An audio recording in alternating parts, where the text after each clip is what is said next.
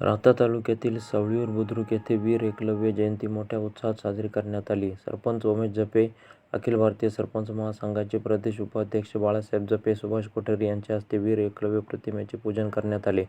यावेळी उपसरपंच विकास जपे, ग्रामपंचायतीचे सर्व सदस्य, सोसायटीचे संचालक गणेश कापसे, किरण जपे, सागर जपे, शरद गडकरी, वीर एकलव्य प्रतिष्ठानचे सर्व पदाधिकारी तसेच एकलव्य संघटनेचे राहता तालुका अध्यक्ष अनिल रोकडे, शिर्डीचे एकलव्य प्रतिष्ठानचे बाबासाहेब बर्डे, रंगनाथ आहेर, तिसगाववाडीचे सचिन सोनवणे, राजुरीचे योगेश आहेर आदी उपस्थित होते. एकलव्य प्रतिष्ठानचे विलास पवार, दिलीप गायकवाड, रोहिदास सोनवणे, माधव माळी, सुरेश पवार, प्रल्हाद आहिरे, दीपक पवार, तानाजी सोनवणे, स्वप्नील पवार, रोहित भालेराव, सार्थक सोनवणे, अनिकेत वाघमारे, शांताराम खुरासने, विशाल माळी, सुनील गायकवाड, अनिल गायकवाड, अक्षय मोरे आदींनी या कार्यक्रमाचे चांगल्या प्रकारे नियोजन केले. वीर एकलव्य प्रतिमेची गावातून भव्य मिरवणूक काढण्यात आली. मिरवणुकीत मोठ्या संख्येने वीर एकलव्य प्रेमी सामील झाले होते.